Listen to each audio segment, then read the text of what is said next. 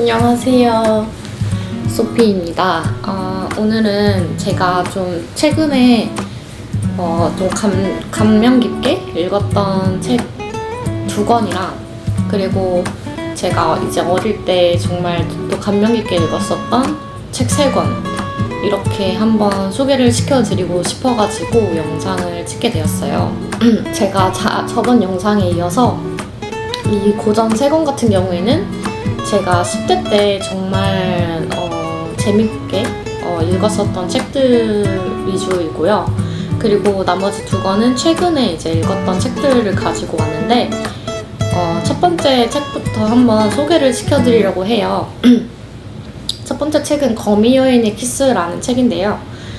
거미 여인의 키스는 감옥 안에서 두 주인공이 나누는 대화 메시지가 굉장히 강렬했던 그러한 작품이에요.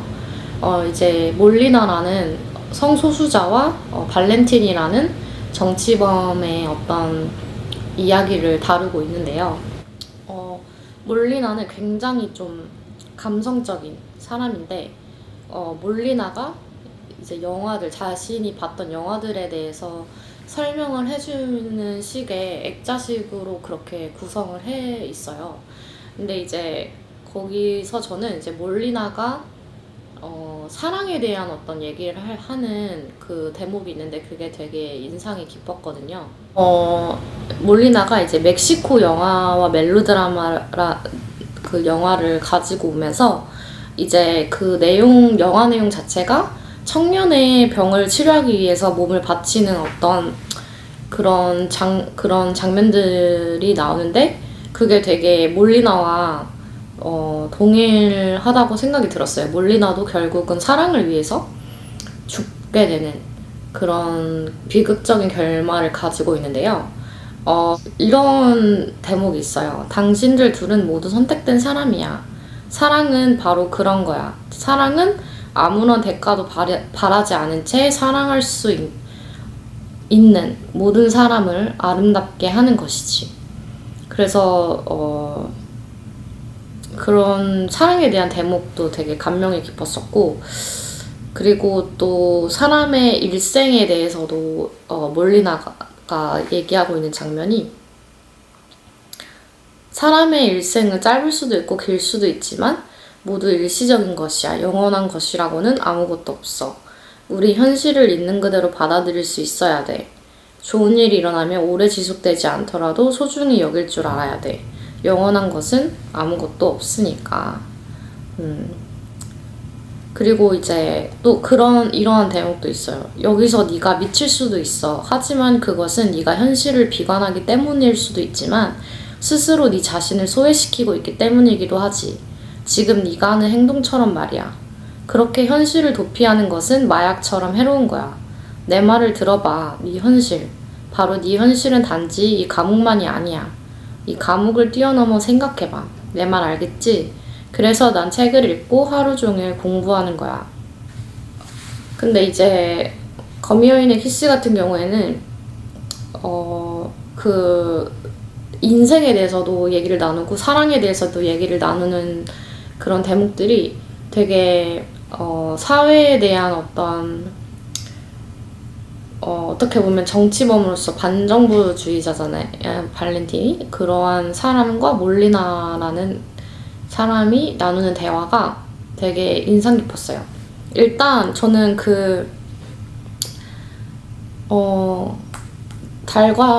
거미 여인의 키스와 비교를 하고 싶은 게 달과 6펜스예요. 일단 달과 6펜스 같은 경우에는 예술에 대한 사랑에 대해서 얘기를 나누고 있는데 는 그 예술가 화가 폴 고갱을 이제 실제 모티브로 해서 쓴 소설이거든요. 여기서 달과 6펜스 되게 제목부터가 의미를 가지고 있어요. 달은 영혼과 예술의 세계이고 6펜스는 이제 금전적 가치와 세속 세계를 나타내는데 그래서 서로 다른 두 세계를 하나의 달과 6펜스 이렇게 나타낸 게 굉장히 좀 인상이 깊었는데요. 그래서 저는 이 소설의 제목부터 되게 좋아했었던 기억이 있어요.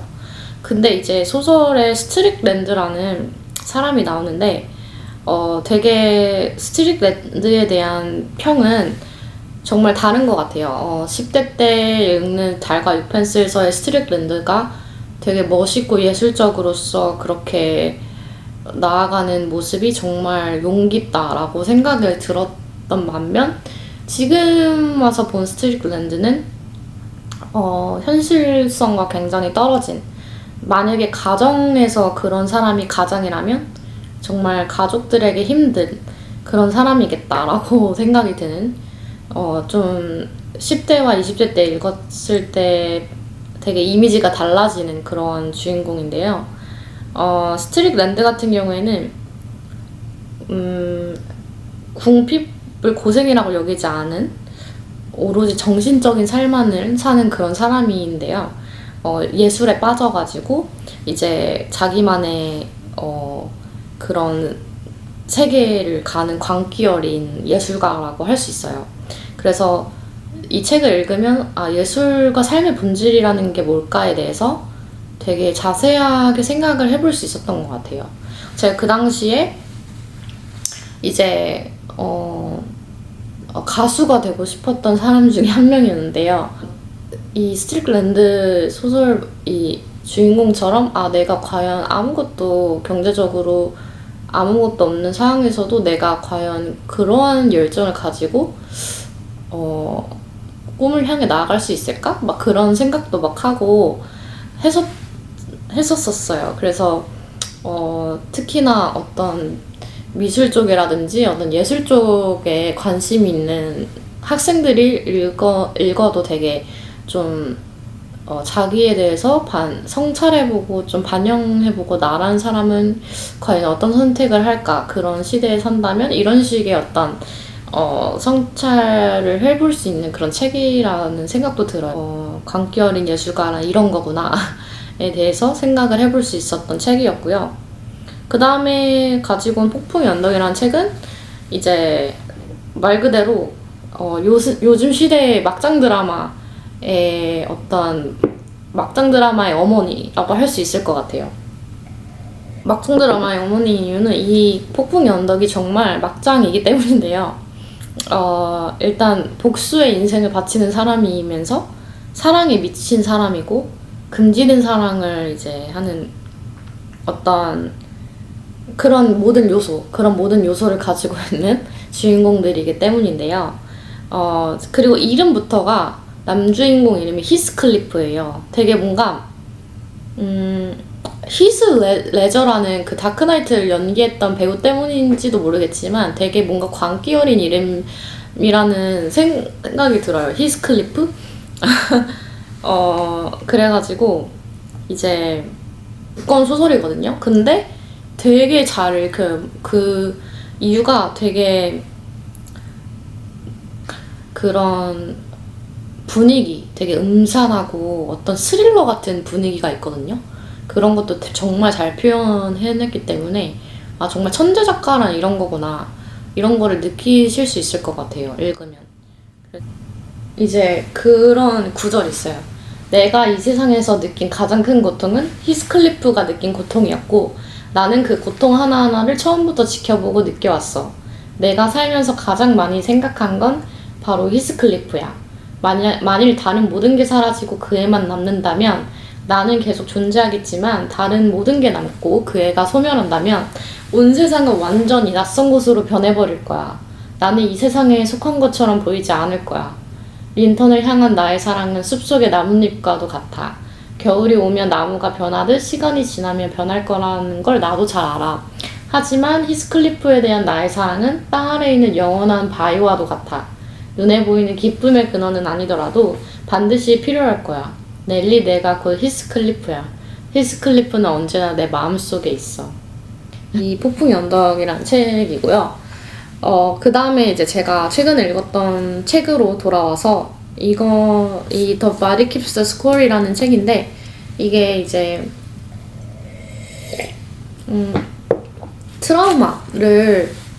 트라우마에 대해서 좀 설명한 자세하게 좀 얘기하는 책이에요. 그래서 트라우마 어떤 힐링, 트라우마를 어떻게 치료하고 그 사람들의 뇌, 마음, 그리고 몸 이런 것들에 대해서 이제 얘기를 하는데 저는 이제 거기에 나오는 개념 중에 이제 recovery of trauma라고 해서 그 트라우마 치료에 대해서 얘기하는 대목에서 좀 인상 깊었던 게 있어요. 그래서 좀 읽어드리자면 일단 영어로 읽고 제가 얘기를 해보는 식으로 해볼게요. 먼저 finding a way to be fully alive in the present and engage with the people around you. 그러니까 그 트라우마를 가진 사람들은 현실에 100% 살 수가 없다는 거예요. 이제 그게 이제 dissociation이라고도 하는데 이제 예를 들면 가정 폭력을 당한 아이가 있다고 치면 그 아이에게 현실 지금 내에서 누가 선생님이 나한테 뭔가 얘기를 해요. 아, 너 이러면 안 되고 뭐 하는데 이 아이가 듣고 있는데 그게 제대로 들려지지 않고 그냥 이렇게 지나가는 거예요. 그러니까 보통 아이랑 다르게 이미 마음속에는 그 트라우마로 가득 차 있어서 뭔가 그 사람들이 주는 조언이라든지 아니면 뭐 어떤 말이라든지 그런 게 제대로 잘 안 들어오는 거예요. 그래서 대답도 잘 안 하게 되고 왜냐면 그 아이가 받아들일 수 있는 그 마음 자체가 이미 트라우마로 꽉 차 있기 때문에 현실을 살고 있지만 현실에서 dissociation, 멀어진 거죠. 그리고 이제 이런 말이 나오는데 That happens only when you feel safe at a visceral level and allow yourself to connect the sense of safety with memories of past happiness.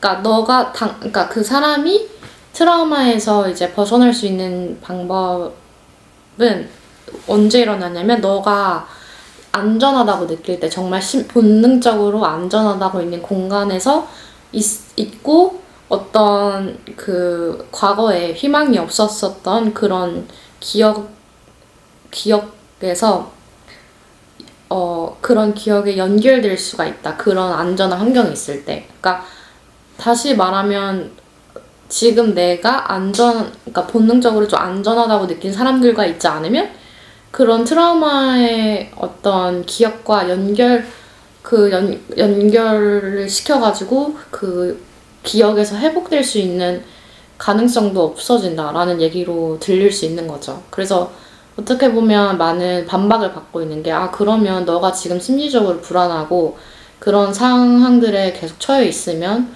너는 영영 그런 트라우마를 극복하지 못하는 거냐? 이렇게 반박을 하는 사람들도 있는데 어쨌든 이 책 자체가 굉장히 좀 찬반 논란이 큰 책이긴 해요. 근데 이제 저 같은 경우에는 느끼는 게 이제 self-regulation이라는 개념이 있는데 그게 이제 트라우마를 당한 사람들의 어떤 나오는 태도 중에 하나가 화가 나거나 아니면은 뭐 분노 조절이라고 하죠. 아니면 그런 걸 잘 못해요. 왜냐면 트라우마에서 너무 그런 힘겨웠던 경험 때문에 이제 조그만 일에도 잘 화가 나게 되고 그 자기 어떤 감정을 잘 조절하지 못하는 거죠. 감정 조절을 잘 못하게 되는 건데 그런 거를 이제 좀 제일 어떻게 보면 훈련할 수 있는 게 요가라든가 아니면 journaling, 어떤 자기 마음을 gratitude journal이라고 해서 하루에 뭐가 감사하고 이런 걸 쓰는 어떤 감사함을 쓰는 저널이나 아니면 요가 뭐 이런 걸로 마음을 좀 추스리고 또 명상 이런 걸로 이제 self-regulation skill를 만들어내는 게 있는데 그게 이제 감정 조절 능력을 만들어내는 거죠. 제가 왜 계속 영어로 말을 하냐면 제가 이제 일을 할 때 배웠던 그 단어가 먼저 튀어나와가지고 영어로 먼저 얘기를 꺼내는 점 그리고 이게 영어로 낸 책이다 보니까 그렇게 되는 점은 양해를 부탁드릴게요. 그 다음에 이제 그거랑 이 책을 읽으면서 나도 아직 나를 모른다라는 책이 생각이 났어요. 여기서 이제 어떤 우울과 우울감 그리고 삶의 의미 에피소드 8에서 이제 그런 얘기가 나와요. 당신에게 불행감을 가져오는 사건들은 많은 경우 당신의 노력이나 기대와 상관없이 운과 상황에 좌우됩니다. 노력이 부족해서가 아닙니다. 당신은 한다고 했습니다. 수백 번 무너져 내리는 마음을 일으켜가며 어떻게든 끝까지 버텨보려 했습니다. 당신이 모두 알고 있습니다. 운이 나빴을 뿐입니다. 주인공이 당신이었다면 좋았겠지만 내가 아니면 안 되는 일 따위란 세상에 없는 것도 사실입니다. 그런 억지로 만들어낸 가치가 아니어도 당신과 나는 이대로 충분합니다. 기대하세요. 내일의 날씨, 잠시 후의 점심 메뉴, 오랜만에 시내 외출, 개봉할 영화와 새로운 드라마. 또 실망할 수도 있겠지만 실패해도 다시 일어나는 힘은 지치지 않는 기대에서 나옵니다. 그래서 이제 실패하는 거에 대해서 이런 얘기도 나와요. 실패는 앞으로도 계속될 것입니다. 그러니 일희일비는 고사하고 일비일비 할 필요가 없음을 꼭 말해주고 싶습니다. 모든 실패에 매번 패배감으로 반응해주지 말아요. 굳이 하지 않아도 되는 일이나 생각과 신념에서 부드럽게 물러서고 당신 삶을 흑백 논리로 몰아붙여 단 2가지 결과 중에 하나로만 규정하지 마세요. 반드시 해야 할 일에는 당신과 당신의 사람들이 불행하지 않을 만큼만 전력을 다하되 그 다음은 운명의 시간으로 떠나보내기를 바랍니다. 때로는 아무리 아파도 내 위지나 바람과 상관없이 결국 안 되는 건 안 되는 것임을, 그 일이 아주 그렇게 당신 탓은 아님을, 또 당신이 누군가에게 엄청나게 민폐를 끼치는 사람이 아님을 알아주세요. 낮아진 외현적 자존감을 위장하기 위해 기이하게 커진 자의식이 만든 세계로부터 당신이 천천히 자유로워지기를 바랍니다. 저는 이제 이게 되게 큰 어떤 위로가 되었는데요. 보통 이제 실패를 하고 뭐 그런 직장에서 뭐 그런 일을 겪거나 하면 되게 자기를 많이 자책을 하는 경우가 많잖아요. 근데 그 일비일비할 필요가 없다. 이게 정말 크게 와닿았던 것 같아요. 그래서 이 책도 읽으면서 정말 위로가 되는 문장들이 너무너무 많아가지고 그리고 이제 특히나 직장 생활에서 되게 좀 뭐랄까 되게 괴롭히는, 그러니까 자기를 되게 싫어하는 사람을 만나는 경우가 꽤 있잖아요. 뭐 직장 생활하면 한 명은 나를 꼭 싫어한다 이런 얘기를 경험하는 만큼 이제 그런 사람들을 만나면 이제 감정 조절도 힘들고, 근데 이제 이 책에 이런 말이 있어요. 살다 보면은 누군가에게 수치심, 열등감, 적대감, 때로는 사리까지 느끼겠지만 그런 부정적인 감정이 치밀 때마다 그 사람이 정말로 내 인생을 통틀어 그렇게까지 의미 있는 존재인지 변별해야 합니다. 그러면 대부분이 그렇지 않다는 사실을 알게 될 겁니다. 일종의 스팸 문자 같은 것입니다. 당신을 이용하려는 스팸 문자가 와서 당신의 일이 방해받았을 때 그 전화번호로 일일이 전화해 내 전화번호를 어떻게 알았냐, 왜 나한테 전화한 거냐, 의도가 뭐냐 하며 따질 필요 없습니다. 그냥 한번 쓱 훑어보고 차단 버튼을 누른 후 당신의 일을 하면 됩니다. 그러니까 이게 되게 사실 쉽지 않잖아요. 근데 이제 이 책에 정말 그런 좋은 문장들이 많은데, 이런 걸 읽으면서 내가 할 수 있는 일, 그리고 내가 컨트롤할 수 있는 일과 내가 컨트롤할 수 없는 일을 분명하게 정해서 내가 컨트롤할 수 있는 일에 최선을 다하면 좋을 것 같아요. 그래서 그런 것들이 되게 좀 힘이 되는 문장이어서 좀 가지고 와봤어요. 최근에 읽었던 책 중에 정말 좀 좋았던 책이었던 것 같아요. 그래서 가지고 와봤고요.